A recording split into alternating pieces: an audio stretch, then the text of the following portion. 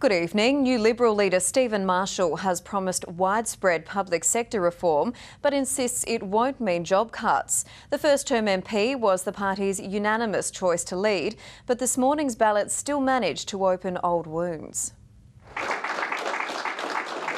A warm Liberal hand for the party's fifth leader in 7 years. It's time for a fresh start for South Australia. His predecessor on hand for the vote, but unwilling to break her silence.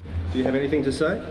Whenever I walked down the street in Norwood with Izzy at my side, it was like I was walking down with a rock star. But Stephen Marshall walking away from her ongoing controversies. We have no specific plan in the Liberal Party to axe public service jobs. Though that doesn't mean plans won't change after an election. We will be waiting for the Commission of Audit report. I'm not going to preempt any of that today. But he does pledge a public sector policy. We're going to reform government, and that will be something that we will be announcing over the coming months. The party's keen to show a united front, but old wounds were reopened in the battle for the deputy leadership.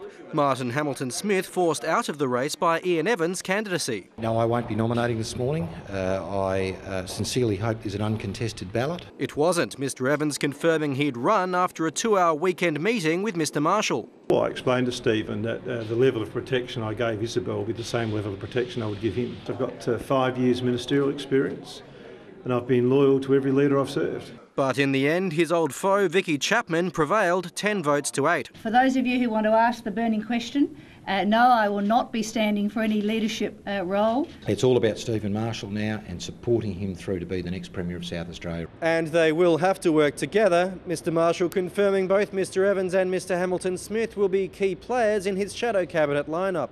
Vicky, Ian and Martin will all take very, very central roles. Tom Richardson, 9 News.